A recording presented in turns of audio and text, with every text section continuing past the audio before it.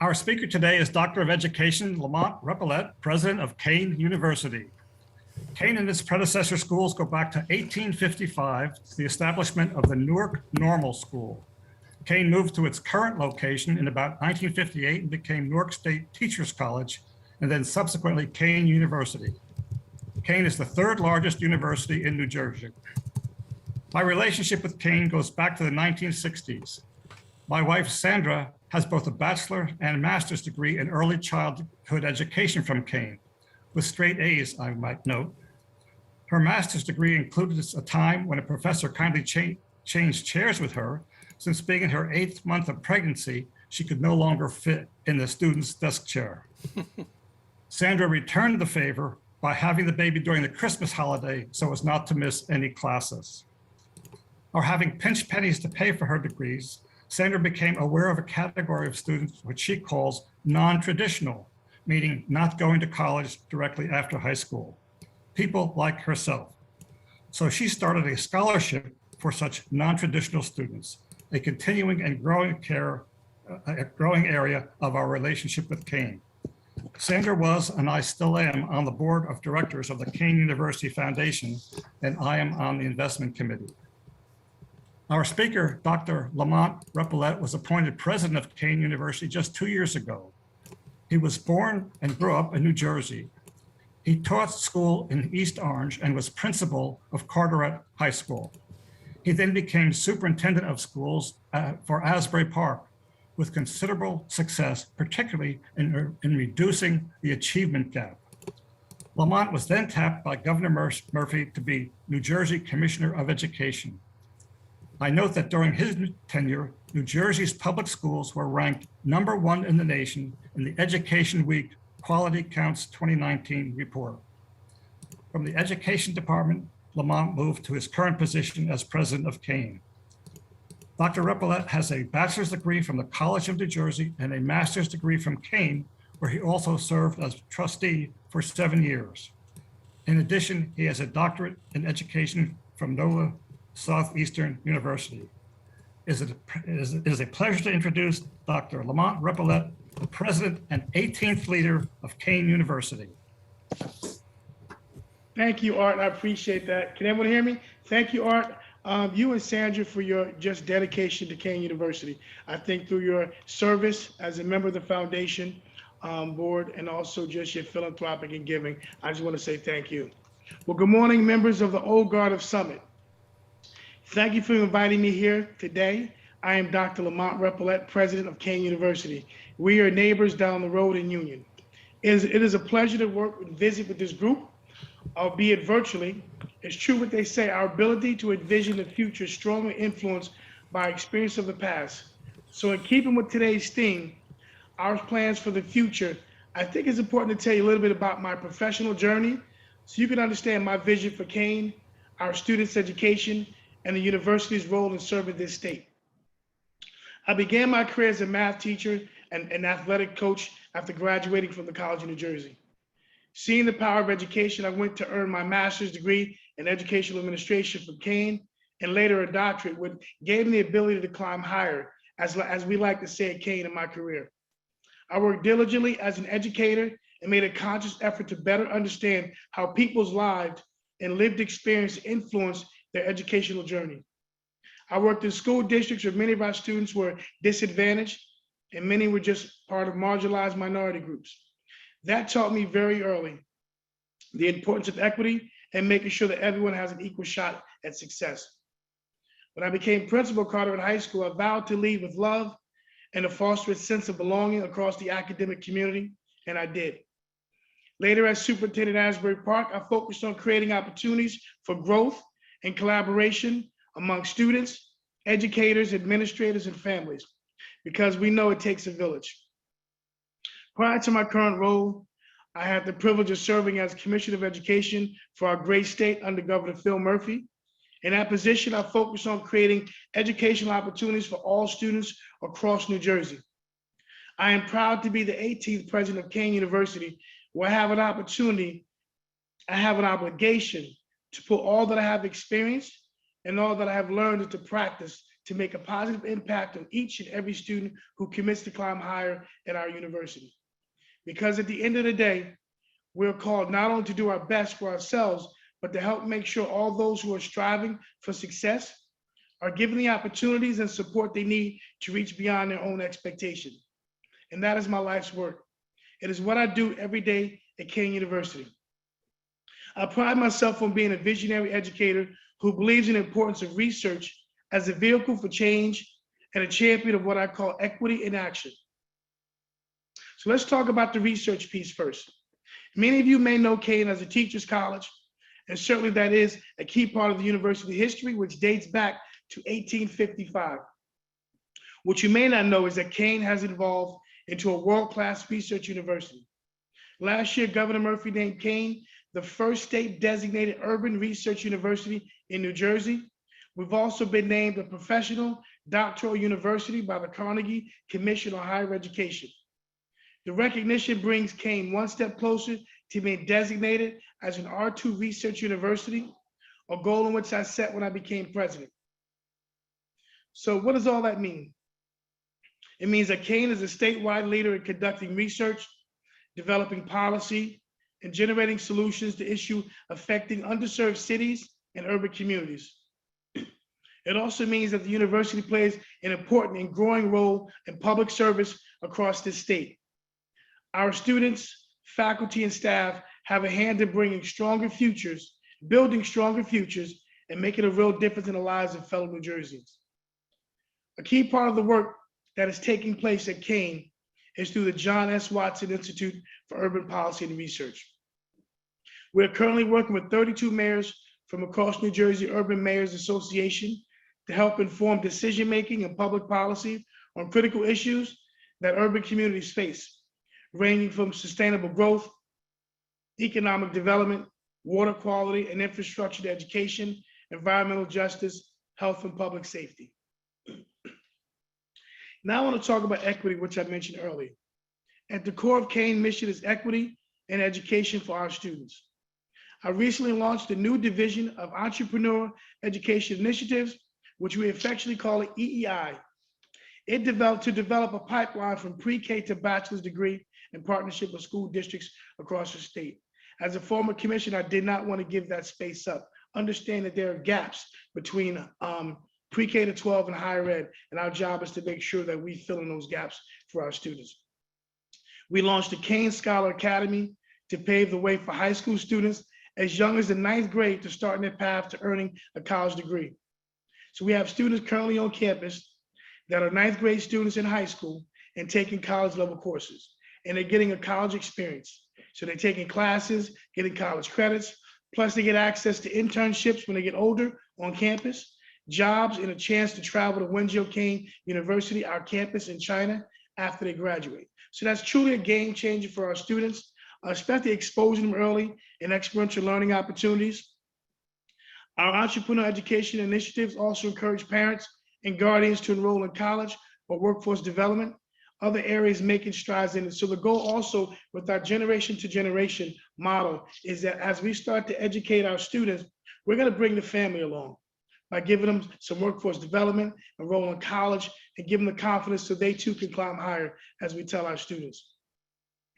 And just last year, we created a Center for Business Workforce Development, Innovation, and Social Entrepreneurship to identify and support small businesses and economic development needs of communities throughout New Jersey. So that's a collaboration that we created in conjunction with the United States Economic Development Administration. We received a competitive grant, and we're probably the smallest school or university in the system in the Philadelphia region, which consists of major universities. And we beat out Rutgers University for this grant. Rutgers held the grant for 20 years. So we're very proud of the programs and innovative things that we're doing. And USA News World Report has recognized the university as a top performer for social mobility, innovation, and diversity. That means that we're creating opportunities and transforming the lives of our students every single day. You know, in many ways, Kane University is like the old guard. I did my homework. We're a place where people build communities, fellowship, engage in intellectual stimulating activities, and find a haven for service in the name of the greater good. That's one of the ways that Cougars climb higher and help our students envision a better and brighter future for themselves and others. So I really appreciate you, Steve, and the Old Guards and members of the Old Guard for giving me the opportunity and space to share a little bit about my story and Kane's plans for the future of our students and our communities. So now I'll happily turn it back over to our host, and I would enjoy taking questions from members of the audience. Thank you, Dr. Repollet. And anyone who has questions, you know the drill, please raise your hands and we will call on you in order. As a personal note, I just wanted to mention that my daughter and son-in-law both got their Masters of Business, of Educational Admin at Kane. It was a wonderful experience. Well, thank you very much. And we wish them well. How are they doing now? They're still. Oh, they're doing great. They're doing great. They love teaching and it's been a wonderful experience. Okay, the first question goes to Dave Badisher. Dave? Yes, I have a personal assistant who is a fairly recent graduate of Kane, and she wanted to be here with me this morning, but she wasn't able to. So she wrote a little statement that she wanted me to convey to the president. She says, as an alumni, I would express how wonderful my experience was at the School of Environmental and Sustainability Sciences. The third floor science building was a home away from home for me. My non-traditional college route in my early 20s led me to a graduate with honors. Actually, she was graduated magna cum laude from Kane University with a Bachelor's of Science in Biology, environmental concentration, and a minor in sustainability. I'll be taking the praxis to teach high school biology soon. I look forward to teaching day to day, engaging, bringing excitement and positivity to the classroom.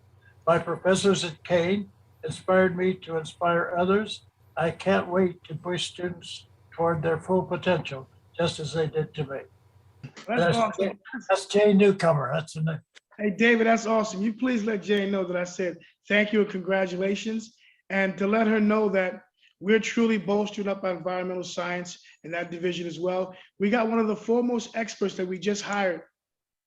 He has his undergrad from Princeton, his doctorate from Princeton, his law degree as well from Harvard.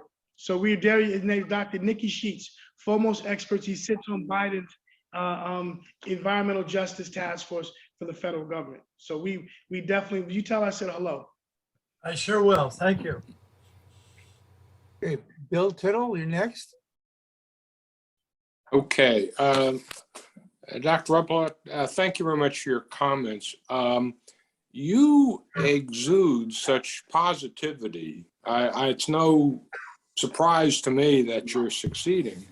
So I have a question, but first I want to ask you a personal thing. To what do you attribute the optimism that you have?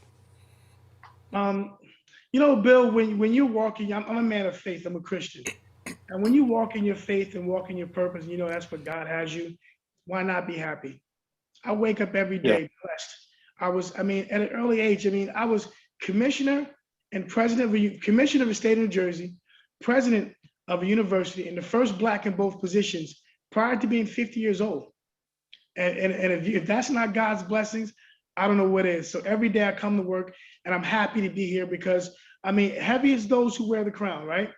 And I believe it's important that I have a responsibility to educate all those in front of me. I think, and that's my blessing, right? I used to think that I was highly favored, Bill, but I realized that I was a vessel, and a vessel stole to others' blessings. So my job is to make sure that each and every one, whether it's your traditional student, non-traditional student, as we say at Kane, the goal is for you to climb higher. So I'm happy and optimistic every day because God can take it away like this. I'm going to continue walking in my purpose, brother.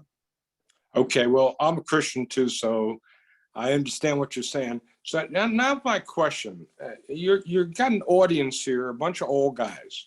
But we have a lifetime, a lot of these guys are PhDs, a life experience. So you're building a research capability. Yes. And I'd like you to think about how you might use people like us who have industrial experience to join a group working on a project. And they wouldn't be leaders. They would be advisors. You know, it's definitely a mentor kind of role, because you want your professors, your in-house people leading the charge. But think about that as a volunteer thing that we might be happy to do. Yeah, so when you look at creating this ecosystem we call the Kane community, right? You have Art Williams here. He's the gateway to Kane. I mean, he sits on our investment committee. He sits on the foundation board. And if anyone who wants to get involved, please provide your name over to Art, and we can find a place for you. I mean, anytime we can engage for mentoring. So what the couple of questions I talk about is the mentorship. Some of our students need to have someone, as you said before, that they can just talk to. I mean, your group is made up of former retired businessmen and professionals. Wouldn't it be nice to kind of pair somebody up with someone that can actually kind of talk to them and be a guide? Because some of our students are first generation students and they don't really have that model at home. So if you're interested, if this is what you want to do, Bill, please forward your name to Art. Art, let's have a conversation. We can even meet together here at Kane University and we can see how we can actually put you to work. We love service here at Kane. Right on. Nolan? Hi, a slightly different angle on Kane. It's pretty well known that Liberty Hall, built in 1772 by William Livingston, is on Kane campus. What's not as well known is that he was living in Elizabethtown / Elizabeth, New Jersey, when he was building Liberty Hall. And he had, as a boarder, a 15-year-old kid named Alexander Hamilton. And Alexander Hamilton also visited Liberty Hall. And you probably know this, but in any event, I'm a founding member of the Alexander Hamilton Awareness Society. And we have had a number of programs with your folks at Liberty Hall, BC, before COVID in 2016, 17, 18 that were very well attended. And to get a little more relevant, could you talk a little bit about the major expansion that you've got underway in construction out of Liberty Hall? Well, I don't really know what major expansion and construction we have. I mean, that's Vermella, all that's private property, and that predates me. I do know that they're good neighbors thus far, right? I do know it's an opportunity for us to be able to have individuals that are looking to go to graduate school. So we look at it as a plus, but that's all private property. And in regards to Liberty Hall, we're excited to have our partnership. We encourage everyone to participate in our governor's ball this week, next week with Liberty Hall. But I would love to know more about your society.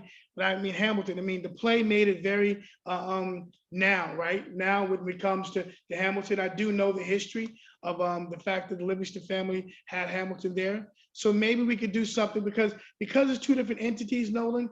I would love for you to come on the other side of the street to be able to have these conversations of programming with some of our students. I know Dr. Mercantini, the Dean of Liberal Arts, College of Liberal Arts, does a lot of work with the Liberty family. So I'm sure that you may have been working with him, but I would love to be able to have, as I said before, have some conversations, talk about the society and what it is. Sure. I mean, Art is a good friend of mine, so I'll get in touch with him. Pardon my ignorance. I just assumed that you were one and the same. No problem, because people assume that, like when the students visit our campus, Nolan, they're like, oh, you have a Starbucks across the street. We're like, no, it's across the street, but it's on, so everyone thinks it's our campus. They're like, oh, you guys have done a great job of building and construction. And, so when it comes to recruiting, I don't open and say, that's not our property. I just sit and say, we enjoy having them across the street and the eateries too. So people think of it as one, and that's great because we have a partnership with the Township of Union, and we're trying to make a college town. Okay, nice little footnote. Alexander Hamilton founded the New York Anti-Slavery Society in 1784. Part of the reason New York was, I believe, the first state to outlaw slavery. And I'll talk to Art later. Let's do that. Yes, thank you. Paul? Yes, yeah, I'm fascinated by the connection with China, the Wenzhou campus. Could you say a little bit about that first of all, if you know the history of how that came about, but also how it works with your students. I mean, first of all, I assume that it's a reciprocal exchange. So some Chinese students come and study at Kane, and your students go there. I mean, do they try to learn some Chinese before they go? What do they study while they're there, and they come back? And are they going to go into government work because they have international connections? I mean, how does that fit in? So I can say it all started about 15 years ago. Matter of fact, this past year, 21, we celebrated the 10-year anniversary of the classes, of our courses being open to university, and also 15 years of the partnership. So what happened, I'm going to give you the beginning of the foundation. So the current president of China, Xi Jinping, was the governor of Zhejiang province. Zhejiang province is one of those wealthy provinces that you have Shanghai. Shanghai resides in that province. And you know how the Chinese, they have these sister agreements throughout the country. They go to a city, have an agreement there. So they had an agreement with Elizabeth. An agreement was that the students would come over here, their workers would come over here, they would go to school, they would do trade, things of that nature, and then they would go back. So we come to find out that a lot of the Chinese members of the Communist Party or the government, they were coming to Kane and getting their degrees. So one day when we had this, I think it was McGreevy at the time, when McGreevy was here on campus and they had this big ceremony, and riding back to the airport, Xi Jinping, the current president of China, went to my predecessor, Dawood, and said, let's create this campus, let's create a campus, an American campus in China. So now, that's the start. However, when he became the Chinese president, it went from a concept to reality, right? And which is great. So now we are the only comprehensive university. That means that we offer majors, we have academics. We have NYU is in Shanghai, Duke is in Shanghai, but we're the only one to have a true campus. So we, as your information says, so we're excited about that. And that partnership is that they run the operations, we run the academic side. We are accredited through middle states, so therefore they can operate. They are a branch campus of Kane University located in China. A lot of universities have these different partnerships, but for us though, is that we control all academic portions of it though, which is great. So, and from them, they do. And one of the questions that Middle State asked when they were visiting last week, the visiting team was, how is it the internet?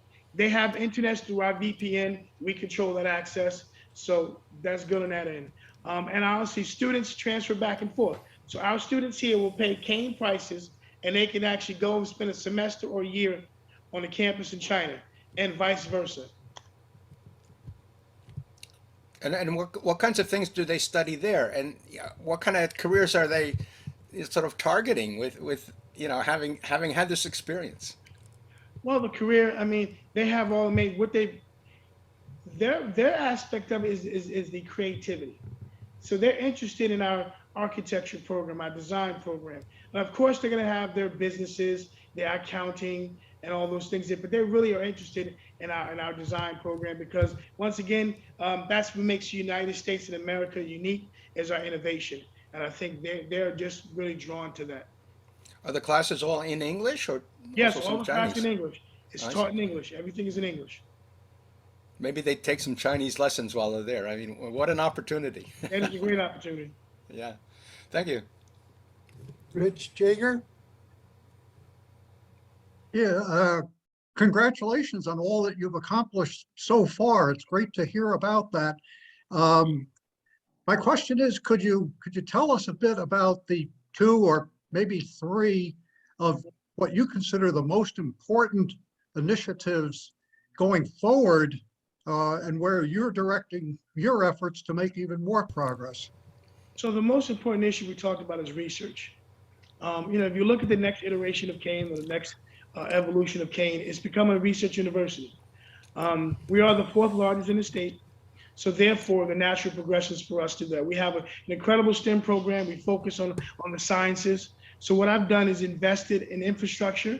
We got the governor to sign legislation, a law, designate us New Jersey's 5th research university, specializing in urban research. And so that's really the focus there. Now, our aspiration is to become one of 250 something universities in the country to be considered R1 or R2. And R2 is just a designation by the Carnegie Foundation that designates universities based on their research status. We were just upgraded from master's level to doctoral professional research level, which is great for us. So if you look at the progression, Rich, and we went from state designation now to moving up in regards to our status as a doctoral professional research university. The next step is high research, and high research is R2 and R1. Example R1, Rutgers, Princeton. Example R2, Montclair State University, Rowan. So we want to be known as a research university. So that's my priority. During the presidential search, that was the one thing that I said that I wanted to elevate the profile of this university. By doing that, is that elevating that means we attract more faculty, prominent faculty members, and our ranking increased. And our ranking increased in the last year and a half by moving up designation, went from 136 in the region to 126 in the region. So just those different designations allow us to raise our profile. The second piece for us is priority is persistent graduation. Now, I'm sad to say that our graduation rates are low, but we are a transient population, first generation. So we know that's the focus. So what I did, I created a division called Student Success and Retention. And what this division does is support our students to persistent graduation. That means advising, CAPS, that means student supports, especially with the pandemic right now, Rich, is social emotional health, whether it's our social workers working with them, whether it's being a liaison between the academic side of the house. So that's the one thing. So that's the second piece. The third piece that we're looking at really is persistent graduation, our safety and concern, making sure that everyone's on campus safe. That's one of our pillars, is making sure that we did a great job during COVID. We're one of the few universities that really stayed open during COVID. I'm very pleased with that. And so I'm excited about that, but we want to make sure that we continue to be able to press safety as an issue. And the last piece is career service. Students go to college to better prepare themselves to be productive citizens of society. So you have to graduate, and B, you have to be prepared to graduate, you have to be business ready. So the third piece, the fourth piece for us is career services. So this next year, we'll be working on hiring more folks in career services, making sure everyone has an opportunity for internships, starting in their freshman year to their senior year. So those are the 3 or 4 major bucket items that I've been working on. Thank you very much and continued good luck. Thanks, Rich. Al Aho? Congratulations on the great leadership, Dr. Pollock, you're providing to Kane University.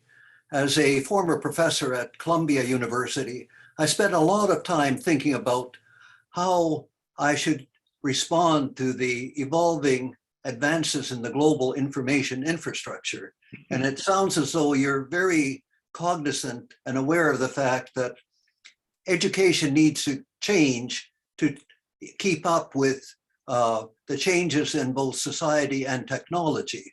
So I'm very curious of what kind of views do you have of how do you see positioning Kane University as the technology and the society evolves into the future, particularly in information technology? So Al, you know for a fact, as a professor of Columbia, you know for a fact, academia is very rigid and inflexible, right? But the pandemic health crisis has allowed us to be able to show grace and also be flexible, right? Because going from a brick and mortar to online within a switch was very challenging, right? Going from asynchronous to asynchronous learning was very challenging. So that forced us automatically to look at our technology, making sure that we have the infrastructure in place, internet access, making sure that our students have devices. So we had to make that switch. So now our mindset is no longer in this fixed mindset, but more of a growth mindset, right? Looking at the world and how it changes. So I call this a problem-tunity, right? A problem and an opportunity together, because now we can say, okay, this is our problem. Now, what's the opportunity for us to grow? I am pleased with what we're doing right now at Kane in regards to technology. We have one of the top computer science programs in the state. However, we need to get better at data, Al. You know, start to make, so for us, that shift for us to information driven is to gather data, right? Information is data. And how do we use data to inform decision making, data decision making position? How do we do that? And what we do is by democratizing data. So what we're doing right now is that we're housing all of our data. We took institutional research and institutional effectiveness and put it together. And now we created one entity that's underneath our senior vice president of administration. So now as the information comes in, what are we going to do with that, right? And now we provide mission, vision, values, and goals for each education, each department, each office. So that becomes a cyclical or clinical, or what we call a continuous improvement cycle by using data. So, and then research as well, right? Becoming a research university automatically allows us to actually move to the next level, right? And what do we do with that? Changing how we address ourselves academically. We're going to go from a 4x4 schedule to a 3x3 schedule, looking at release time, looking at sabbaticals, right? Making sure that people have the opportunity, hiring full-time tenured faculty and less reliance on adjuncts, but looking at our lecturers and how do we balance that out? So I think academically, we actually next year we're putting a big component on teaching and learning. Within that, with our as we start to transform to a research university, we have to transform the mindset and the skills as well. So those are the things that we're doing in regards to going to the next level. It's being flexible, right, because of the pandemic, making sure infrastructure is in place academically and operationally, and making sure that we continue to keep our eye on the prize and that student persistence and graduation and academic excellence. Thank you. I like the way you're thinking.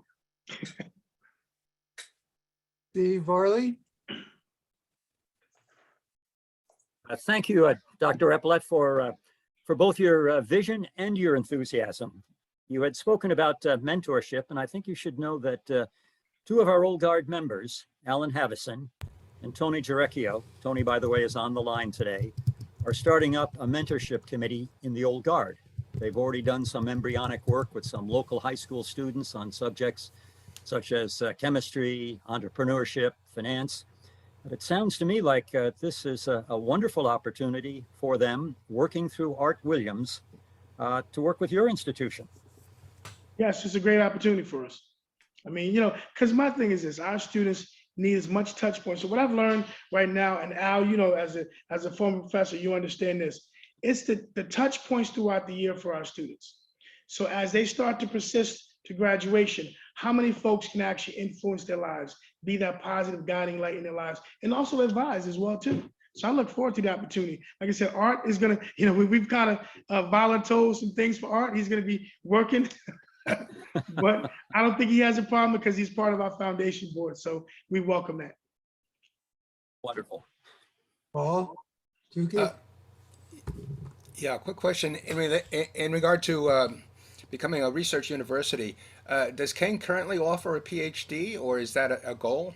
No, we offer EDDs, right? However, we had a conversation, should we offer, looking now for a PhD in computer science or molecular biology? Yeah.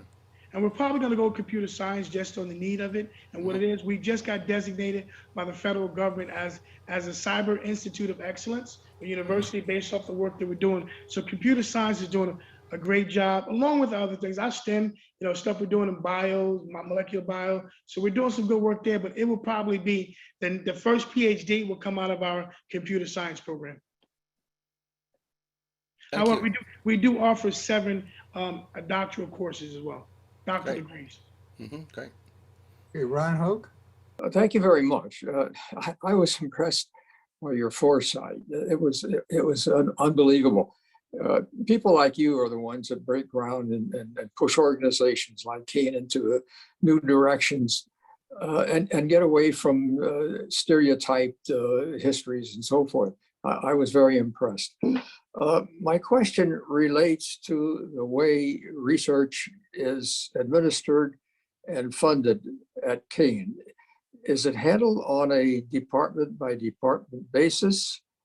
Is there any attempt to, for example, consolidate it in a research institute, which would make it possible to get funding to contract research, either by contracting with the federal government or with private organizations? Could you give us some insight as to how this is done? Thank you. So I handle from the budget standpoint. So right now, everything is centralized in regards to the budget. However, with our new provost, David Birdsell, I should have had him on here today. David Birdsell, we're looking to decentralize a budget so each college can be able to actually support their research needs.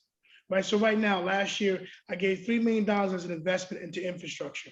Right now, that goes. We do have an Office of Research Programming, and that's the OSRP. Right, and they pretty much house grants.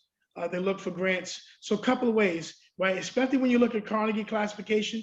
So as I talked about before, the R2, and Al knows this very well. So R2, they expect you to actually have a minimum of 5 years of expenditure in regards to research. So right now, we've normally been hovering around 2.5. Last year was 3.5. This year, we anticipate about 7.5. So I put $3 million in investment to get equipment, to get professional development for our faculty and staff, and to provide the necessary responsibility. We also brought in some research. So we bring in from our own investment, grants and funding we get, and also faculty members going out. So right now we are developing this new research structure. Because right now, to be honest with you, Ron, everything is all over the place. I'm very systemic in what I do.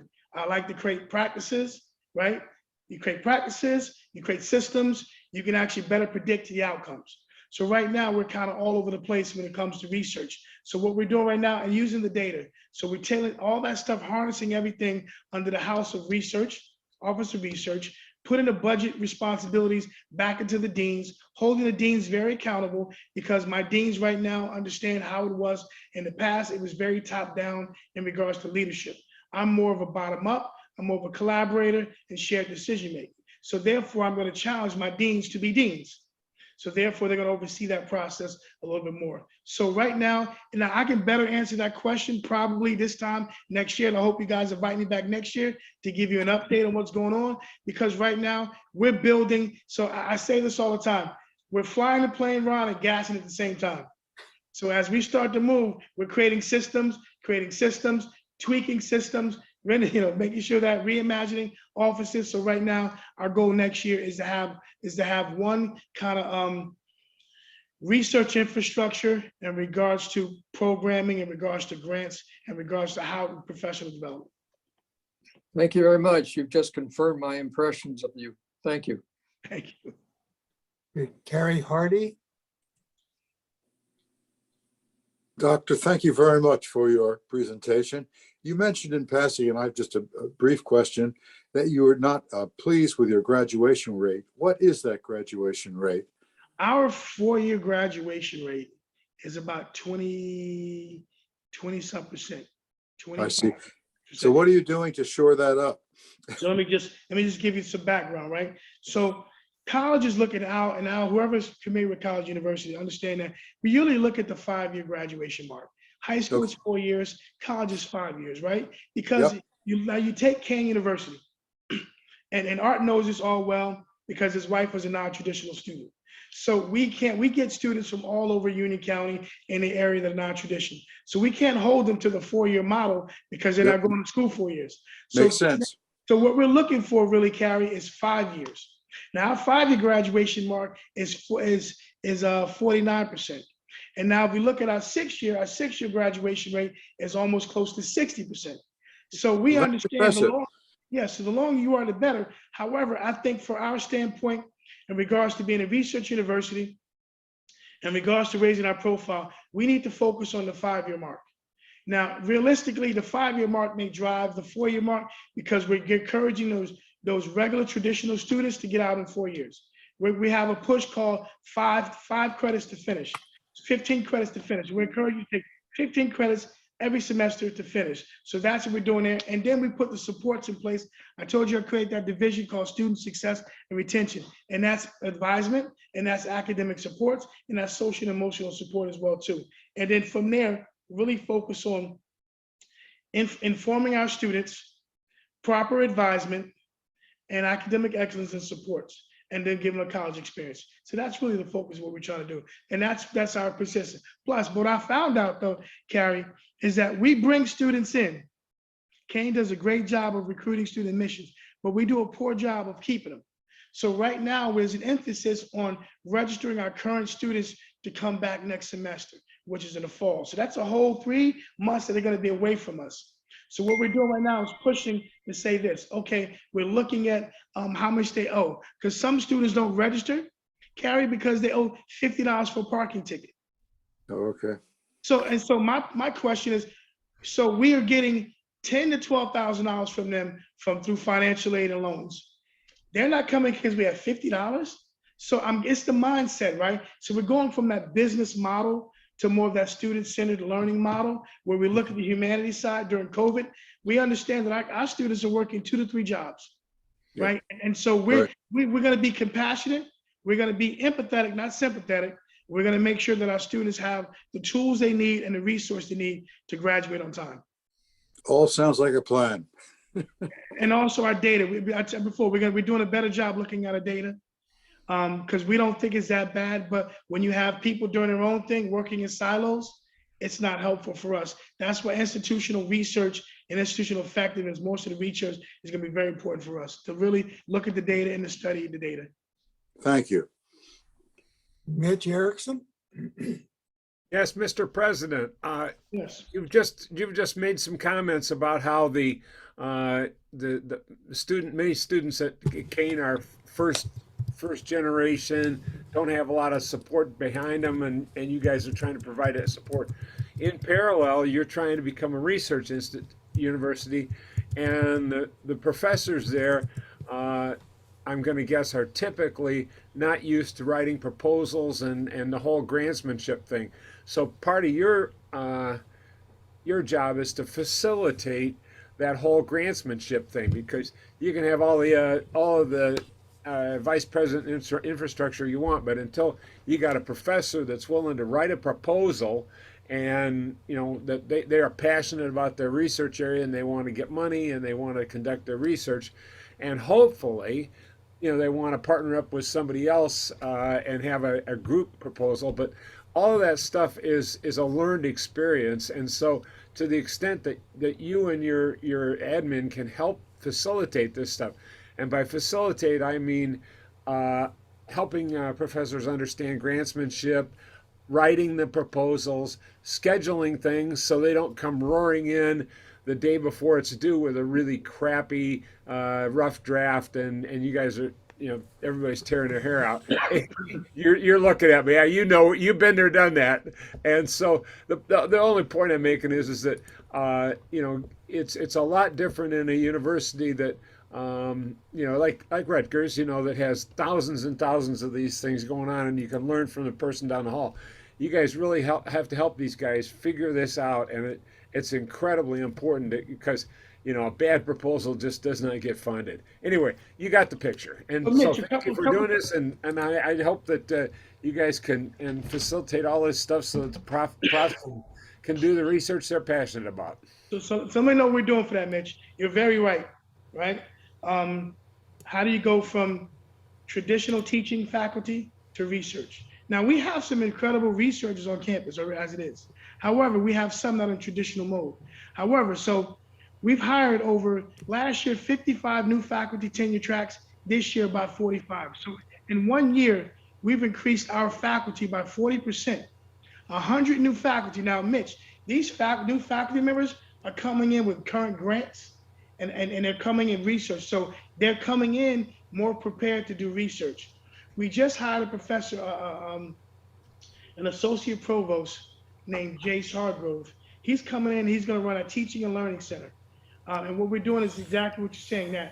Plus we're bolstering up our research grant, office of grants. We're bolstering up, we're gonna hire about 5 additional folks to do the back end of the grants. Because what we found out the problem is, it's not the front end of the grant, it's the back end of the grants. So we're actually looking at that. So as we start to really look at our research infrastructure, we're providing supports for our faculty, that need those supports. But more importantly, though, we're recruiting individuals that are coming here with research background and research grant, and also research dollars. And that right there alone is that 40% of new faculty members, 40% of our thing are hired within the last 2 years. So Wonderful. We're excited about that. Wonderful. And congratulations to you on all of the stuff you just talked about, but particularly, as you're striving to become a research university. That it's a hill to climb. Yeah, so I would love. You're a climber. I can tell you can climb Yeah. a hill. I would definitely love sometime, maybe in the fall during homecoming, during that week, have you guys come up here and I'll give you a tour. I think once you get to see the facilities, if you haven't been here, you'll start to see why the next iteration of Kane is a research university. Tell them, Art, this campus is amazing. The facilities, we opened up the Hennings are labs. We have the new business building. We have the STEM program. So I would love to give a tour so you can see exactly what Kane is all about.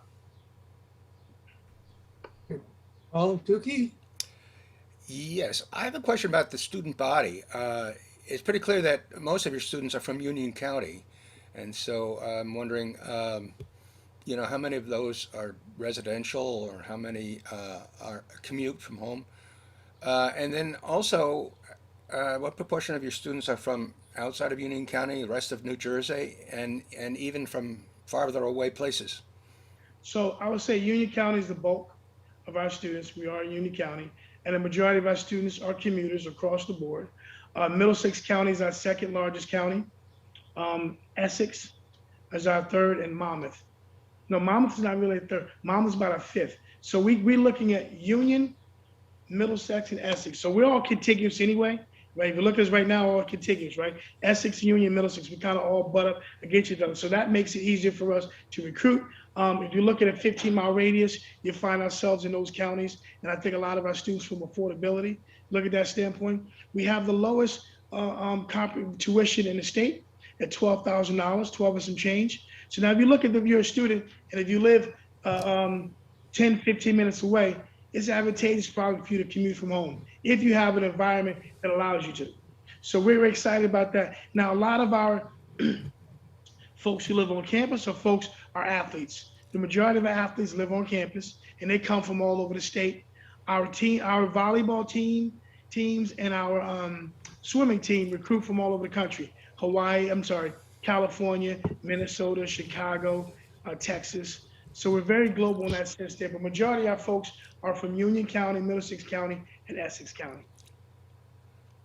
Good, thanks. Rich Smith? Okay. Oh, thank you, Doctor. Fascinating presentation. Thank you for joining us today. A follow-up to Paul's question, because Kane is primarily a commuter school, and many of the students work, and maybe older students. Talk a little maybe about the extracurricular activities, which in my college experience were very important for my overall, college experience. So I know there are sports teams. What other extracurricular activities are offered, and how do you encourage the students to kind of stay on campus and participate in those, maybe after their classes are over? So we stress with the college experience. So we understand that, right? It's important, as you said before. I lived on campus going to college, and I understand being in that environment. So we want to create an atmosphere where they don't want to leave except to go home and go to sleep, right? So we have clubs. Any student can create a club. We have all types of clubs. I'm gonna give you an example of a club that was created and now is an athletic sport, Esports. You guys have heard about that lately, Esports? Well, let me tell you, that thing is growing so big. So what we did was that the club was getting to the point where we became a collegiate sport. We have now an esports team. I spoke to a student the other day, Sunday, on National Commit Day on campus. And I said, why did you choose Kane University? He said, because you guys got the best esports arena in the state. I started laughing. Now, why did I give you that story? Because it goes back to our facilities. So what we did during COVID, I wanted the students to come back and have that wow effect, right? So I renovated all the athletic fields.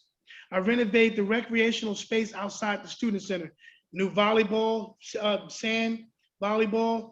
I took a dilapidated tennis court and created a multi-purpose turf field, synthetic field, and renovated the basketball courts. So now they have that space. I've taken one of the dorms, retrofit that to create a wellness space, and also put a fitness center down there as well. We took inside of our game room, inside the student center, renovated the game room, made it more gamer friendly in our lounge. We took our traditional rote style computer lab and turned it into a computer lounge. And I can tell you this, when they got back on campus, Rich, that first day when they walked around, they got the wow factor. Oh, wow. Yeah. Because I wanted them to understand that this is where your money went. Because a lot of the concerns that students had was, there was COVID, what you doing with my fees? We're not doing it with my fees. Well, guess what? I took the money that we saved from athletics, reinvested that in athletics. I took the money we had in our students' accounts, reinvested that. So when they got back on campus, when other universities were closed and weren't thinking beyond COVID, we were thinking beyond COVID and we were welcome. So that's, plus we extended our hours for food, right? Because that's the number one thing on campus, food insecurities. Number one problem on campus, food insecurity. Extended those hours, extended hours for the halls to be open at certain times, computer labs. And plus we have Kane Post, and their job is they create programming for our students throughout the Myers Student Center. Now, my daughter, just to let you know how well we're doing in regards to our programs. So my daughter goes to an historically Black college university in Baltimore, Maryland, Morgan State University. They have been pretty much closed the entire time. She's a sophomore. She follows us on social media. She's transferring to Kane. Wow. She said, Excellent. Dad, and I'm happy now, you know how it is. The students don't care about this. She's not transferring to save me money because it's free tuition. Yeah. She's transferring for her own. And then, so I'm excited the fact that, and she said to me, well, the fact that you guys have activities for students on campus and we didn't have that. So we put an emphasis on our student experience. Well, that's great to hear that, the effort you've made on that. Oh, it's wonderful. Thank you very much, Doctor. Good luck to you. Jim Glenn? Yes, thanks for a very, as everybody has said, enthusiastic and informative talk. My question is about your relationship with Union County College. That's another school in the county. And I'm just wondering if you get kids coming from there, what kind of back and forth do you have? So we have articulation agreements throughout the state of New Jersey with all the community colleges. And we have a pathway program. We have programming at Union County College. We have folks that sit over there that help students transfer to Kane. Union County College is our #1 transfer spot, right? So we get a lot of students from there. So we're happy about that. Really, because of COVID, you don't really have a lot of personal relationships. I don't really have a strong personal relationship with Dr. McManaman because it was COVID. However, our relationships are strong in the sense that we have shared programming. We have programs that transfer opportunities for our students, and we do that, and we get a lot of their students. So we have those in place. But personally, because of COVID, I have not met with a lot of my colleagues in person.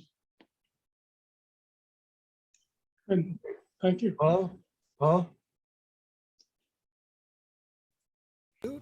There. Well, actually, Jim beat me to that question, but I will just point out that that Dr. McManaman visited us, gave us a talk last year, and she, like you, is a force of nature. I mean, she's a phenomenal person. Both of you are. Boy, Union County is in great shape by way of education. It's wonderful.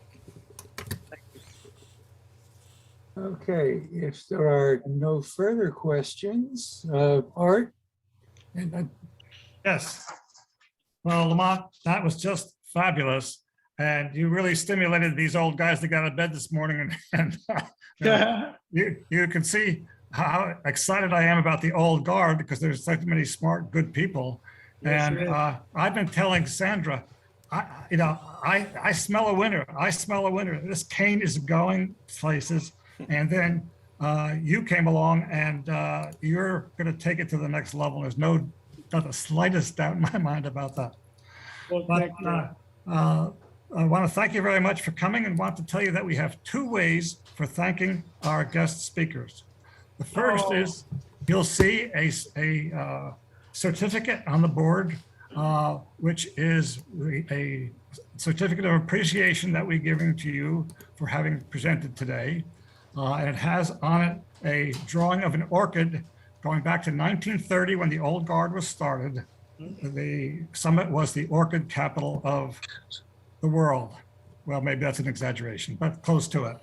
So that's one method. And the second method is we all unmute and begin to thank you in the normal way. Hey, I tell you one thing, Art, thank you very much. I'm so happy that you invited me here. I love talking about Kane, but more important, I love answering questions.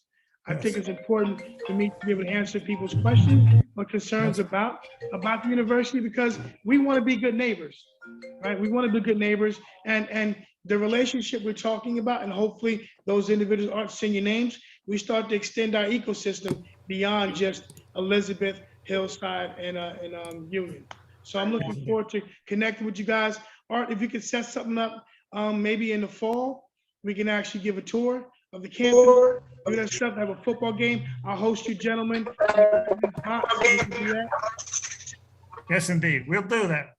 All right. Thank you, everyone. Appreciate you. Have a great day. Thank you. You too. Doctor. Thank you all. Art and Dr. Repollet, thank you so much.